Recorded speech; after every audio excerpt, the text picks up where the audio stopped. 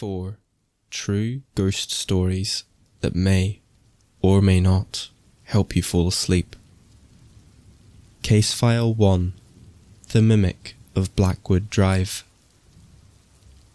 The Miller family, David aged 40, Ellen aged 38 and their daughter Kate aged 14, moved into a standard 2-story home in a quiet cul-de-sac. It wasn't a spooky old house, it was built in the 1990s. The activity didn't start with fear, it started with minor annoyances. David would be in the garage working on his car, and he would hear Ellen call him from the kitchen door. "Dave, dinner's ready." He would wipe his hands, walk inside, and find the kitchen empty. Ellen would be upstairs, reading. When he asked her about it, she'd look confused. "I haven't been downstairs in an hour," she'd say. They laughed it off. Acoustic anomalies, perhaps. Ventriloquism caused by the HVAC ducts. But then, the mimicry grew more specific. One Tuesday afternoon, Kate came home from school. She unlocked the front door and shouted, "Mom, I'm home." From the kitchen, she heard her mother's voice, clear as a bell. "In here, honey. Come see what I bought." The tone was cheerful. Kate dropped her bag and walked into the kitchen. The kitchen was empty. Confused, she turned around and saw her mother's car pulling into the driveway through the front window. Her mother hadn't even been in the house. Kate froze. She realized that whatever had called her into the kitchen had sounded exactly like her mother, but it had come from an empty room. The breaking point occurred 2 months later. It was 2 a.m. Ellen woke because she heard Dave whispering in the bathroom attached to their bedroom. She could see the light under the door. She heard him muttering, pacing back and forth. She thought he was sick. She sat up and said, "Dave, are you okay?" The whispering stopped instantly. The light under the bathroom door clicked off. Ellen waited for him to come out. He didn't. She got out of bed, walked to the bathroom, and opened the door. It was pitch black, empty. She turned around, confused, and looked back at the bed. Dave was sound asleep in the bed, right where he had been the whole time. The family moved out a year later. They didn't flee screaming, they just quietly broke the lease. When Dave was packing the final boxes, he spoke to the next door neighbour, an elderly man named Mr. Henderson. David jokingly asked, "Ever hear anything weird from this house?" Mr. Henderson hesitated. "Not weird," he said, "but the guy who lived there before you, he lived alone. But sometimes, when I was gardening, I'd hear him having full arguments with someone inside, screaming matches, but nobody ever came or went. I just assumed he was on the phone." The Millers realized they hadn't been haunted by a ghost of the dead, but perhaps by an echo of the previous tenant's schizophrenia, or something that had learned to mimic his voices, and was now learning theirs. Case File 2 The Night Watchman of Sector 4. Paul was a security guard working the graveyard shift. This lasted from 10 p.m. to 6 a.m. at a large textile distribution warehouse. It was a boring job. He sat in a glass booth, monitored 24 CCTV screens, and did a physical patrol every 2 hours. The warehouse had motion-sensitive lighting. As you walked down the aisles, the lights would click on ahead of you, and click off behind you. Paul's trouble began in Sector 4, the oldest part of the building. Every night at roughly 3:15 AM, the motion sensor in aisle 12 would trigger on the control panel. Paul would look at the monitor. The aisle was empty. Then aisle 13 would trigger, then 14. It was a perfect walking pace. Click, click, click. Paul assumed it was a rat or a draft. One night, he decided to investigate. He went down to Sector 4 at 3:10 AM and waited in the shadows. At 3:15 AM, the lights at the far end of the warehouse clunked on. Then the next bank. Paul watched as the invisible walker approached him. He could hear nothing. No footsteps, no breathing, just the mechanical thunk buzz of the sodium lights engaging. The lights came closer. 50 feet, 30 feet, 10 feet. The bank of lights directly above Paul's head turned on. He felt a sudden, intense wave of smell. It wasn't sulfur or rot. It was unlit pipe tobacco and wet wool. The smell passed him, and the lights behind him turned on. The entity had walked right through him. Paul mentioned the glitch to the day shift manager, an older guy named Graham. "Sector 4, you say? Aisle 12 to 20? Graham asked. "Yeah, every night, 3:15. Graham went pale. He pulled a file from a cabinet.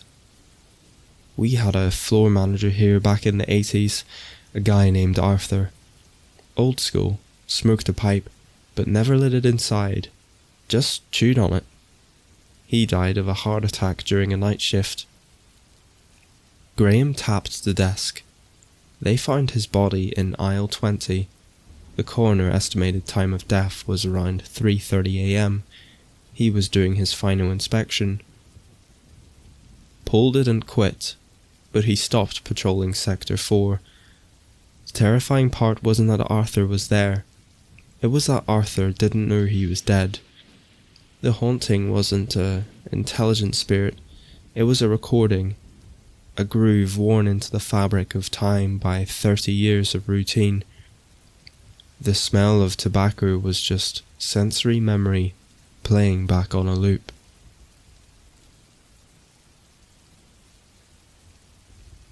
Case File 3. The Wet Seat. Sarah, a 29-year-old nurse, was driving home from a double shift. It was raining heavily, that thick Pacific Northwest grey rain. She stopped at a red light on a lonely stretch of road near the coast. She looked to her right and saw a young woman, maybe 20 years old, standing on the shoulder. No umbrella, no coat, just a hoodie, soaked through and shaking violently. Sarah, being a nurse, couldn't just leave her. She unlocked the passenger door and cracked the window. "Do you need a ride?" The girl didn't speak. She just nodded, opened the door, and got in. She was freezing. Sarah cranked the heat. "Where are you going?" Sarah asked. The girl pointed a trembling finger down the road. "Home, just up there, the blue house." She wouldn't look at Sarah. She kept her head down, hair dripping onto the upholstery. The smell of river water and mud was overpowering.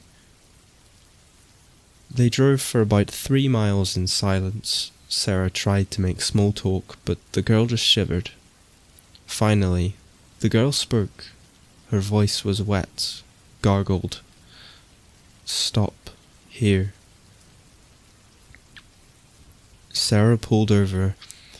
There was a blue house set back from the road. "Is this it?" Sarah turned to look at the passenger seat. The seat was empty. The girl was gone. The car door hadn't opened. The car was still moving when she spoke. Sarah panicked. She thought the girl had jumped out. She got out of the car, screaming into the rain, checking under the wheels. Nothing. Then she looked at the passenger seat. It was soaked. There was a distinct puddle of water in the shape of a seated person, and muddy smears on the floor mat. This wasn't a hallucination. The physical evidence was here. Sarah was shaking so hard she couldn't drive. She went up to the blue house and knocked. An older woman answered. Sarah, hysterical, explained she picked up a girl who vanished, but she wanted to make sure she got home. She described the girl, grey hoodie, dark hair, looked like she had been in the water. The older woman didn't look surprised. She looked tired. That was my daughter, Emily, she said. Is she here? Sarah asked. Emily died 4 years ago, the woman said softly. Her car went off the bridge into the river, 3 miles back. You're the 5th person to drive her home this year. Sarah went back to her car. The seat was still wet. She took a photo of the water stain on the upholstery, a dark, damp outline on the grey fabric. She kept the car for another 2 years, and, despite professional detailing, a faint smell of river mud would return every time it rained. She never drove that road again. The horror wasn't seeing a ghost. It was the realization that the ghost had mass, weight, and displaced water, only to cease existing in a blink. Case File 4. The Architect's Blind Spot.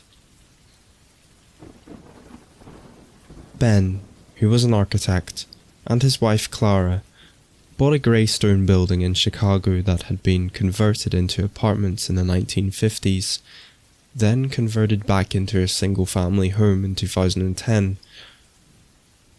They were planning a minor renovation of the master bedroom on the 2nd floor. Being an architect, Ben started by creating a CAD, a computer-aided design model of the house. He measured the exterior perimeter, then went room by room, measuring the interior dimensions to create an accurate floor plan. This is where the problem started. When Ben inputted the numbers into his software, the 2nd floor plan didn't close. According to the exterior measurements, the house was 40 feet deep, but when he added up the master bedroom, the hallway, and the guest room, the interior depth only came to 36 feet. There was a 4-foot gap, unaccounted for. Ben assumed it was a thick wall for HVAC ducts or a chimney case. He went back upstairs to tap on the wall between the master bedroom and the hallway. It sounded hollow, standard drywall. He used a stud finder. It wasn't a chimney. It was just an empty void, 4 feet wide and 10 feet long, sealed up in the centre of the house. No door, no vent, no access panel. Clara thought it was funny, a secret passage from the Prohibition era.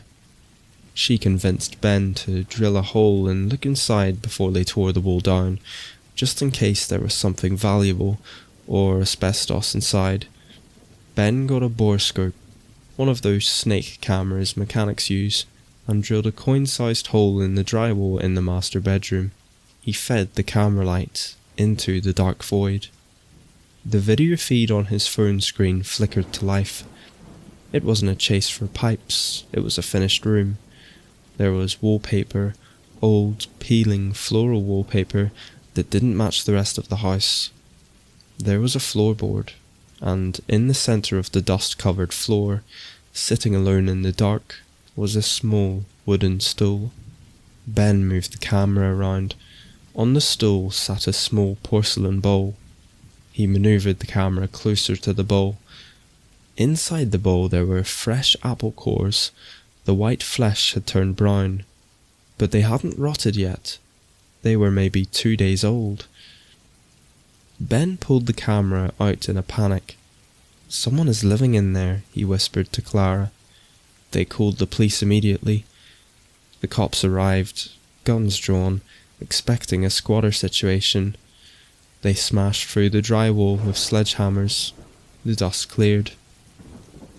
The police shined their flashlights into the 4-foot gap. It was empty.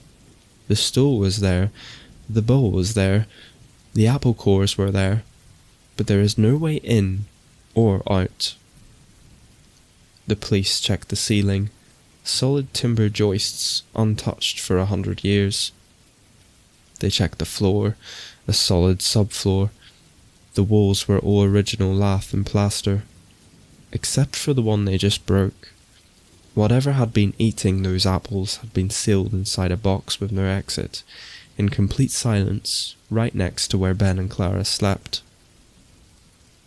The police filed a report, but eventually dropped it as unexplained. There was no intruder to arrest, but Ben couldn't let go. He examined the wallpaper in the hidden room. He found taint, scratching writing near the floorboards, done in graphite or charcoal. It was a list of dates. June 12th, June 14th, June 15th. And below the final date, in small frantic letters, was Ben's own name, Benjamin. They sold the house 2 months later at a loss. The listing described the layout as spacious, but Ben made sure to seal the wall back up before they left. He never told the new owners about the extra 4 feet. He figured if they didn't measure it, they wouldn't know. And if they didn't know, maybe the thing inside would stay quiet.